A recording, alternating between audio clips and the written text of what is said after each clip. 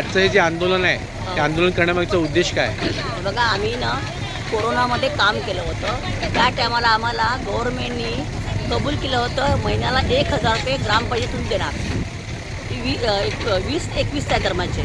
आणि त्यावेळेला आम्हाला ते पैसे दिले नाही आणि ते पैसे आम्हाला मिळावे त्याचा GR सुद्धा आलेला आहे आणि त्याचे लेटर्स आम्ही कलेक्टर साहेबांकडे सर्व अधिकाऱ्यांकडे दिलं होतं.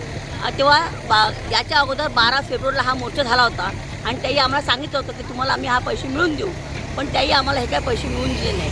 आताच 15 दिवसापूर्वी आम्ही परत निवेदन दिलं की आम्हाला हे पैसे मिळवून द्या, नाहीतर आम्ही 30 तारखेला मोर्चा आणतो. तरी याची आमची दखल घेतली नाही. तसेच आता हा 6वा महिना आहे, आम्हाला केंद्र सरकारचा 1ही रुपया आलेला नाही. तसेच 22 आणि 23पासून आशानी क्षयरोगाचं काम सतत क्षयरोगाचं काम करत आहेत, पण 1ही रुपया आशांना दिला नाही. प्रत्येक म्हणजे 1 महिन्यात 6 महिन्याचं 1.5 महिन्याचं असे प्रत्येकाला वेगवेगळे पैसे आहेत. आज एवढ्या जिल्ह्याच्या आशा आहेत, 1ही आशांना पैसा दिला नाही. तसेच आता आम्हाला मात्रा रॅप असे कुठे कुठे कार्यक्रम करायला सांगतात मोबाईलवरती, पण आमचे मोबाईल चालत नाही, हँग होत आहेत. आम्ही पूर्वीपासून मागणी करतो आहे की तुम्ही आम्हाला शासनातर्फे मोबाईल्स द्या, आम्हाला तेही देत नाही.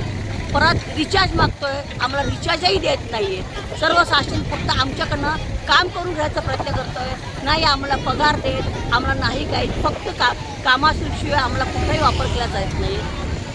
त्यामुळे आम्ही हे आंदोलन स्वीकारलेले आहे.